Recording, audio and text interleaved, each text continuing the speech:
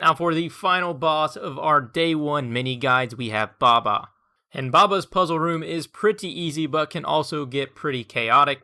Throughout the entirety of the fight, there is a ton of little baboons that get spawned, and a majority of these baboons are very low level ones that are colored red, blue, and green. And originally I figured it was going to be very similar to that of crabs from TOB, but it is not quite the same, considering the colors of the monkeys more correlate with what combat style they're attacking you with, not necessarily which combat style you need to attack them with.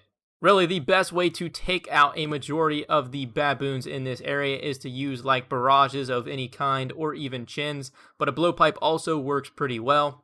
But the main thing to this room definitely requires a good bit of communication, because there is really only one person in each team that has the power to actually do the puzzle.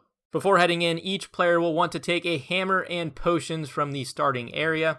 And if you notice in the top left of the screen, out of all of our little health orbs, one of them is blue. That person has the special ability to actually be notified whenever some action needs to be taken. There are 4 drains in the room as well as 4 pillars, and whenever prompted, you'll need to run on top of the drain and pour one of your potions inside, and or left click repair the pillar whenever that is prompted. But only the person who is highlighted blue has the ability to see when that action needs to be taken.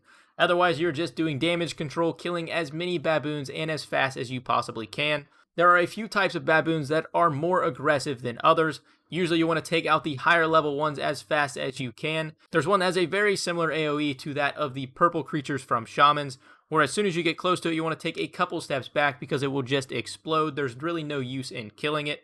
And there's also another baboon, which is a cursed baboon, which will basically just spread poison all over the ground, and you really want to take it out as soon as you can. It's also important to note that whoever is started with the sight feature, which is what allows you to see what action needs to be taken, it will switch throughout the fight, so different players will gain that ability just randomly. But really, other than that, all you want to do is just constantly keep killing baboons and take whatever actions are necessary as soon as they do come up. That's all you need to know about the challenge room. Now let's talk the boss fight. For the basics of the boss fight, I'm not entirely sure what the best way to kill BaBa is.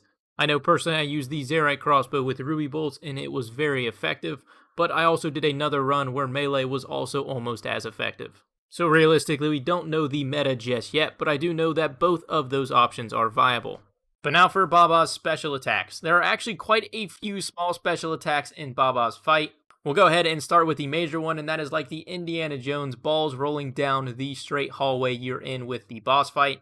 And what you'll notice is there is 5 balls and one of them does not look the same as the other. So what you want to do is attack that one until it explodes and then run over to that area that it clears out, waiting for the next row of balls to come. You'll do this for a few rows and until you can get back to the boss fight.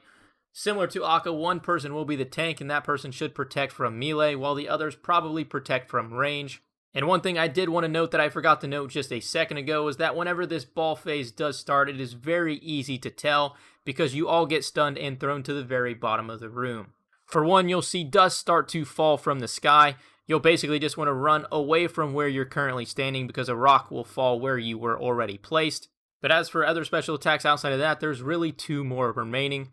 There's one where he'll spawn a little shadow barrage down below your feet, and you really want to run at least like 4 or so squares away because it'll just gradually get bigger over time. And then the final one is he'll throw massive boulders at everyone within the room, but there will be 2 boulders that spawn inside of the room that are already on the ground. These basically look like giant walls, and that's what they act as. So what you want to do is run behind them because it'll greatly reduce the amount of damage you take from that flying boulder. But those are the basics you need to know about BaBa's boss mechanics, so go ahead and enjoy the full kill with game sounds.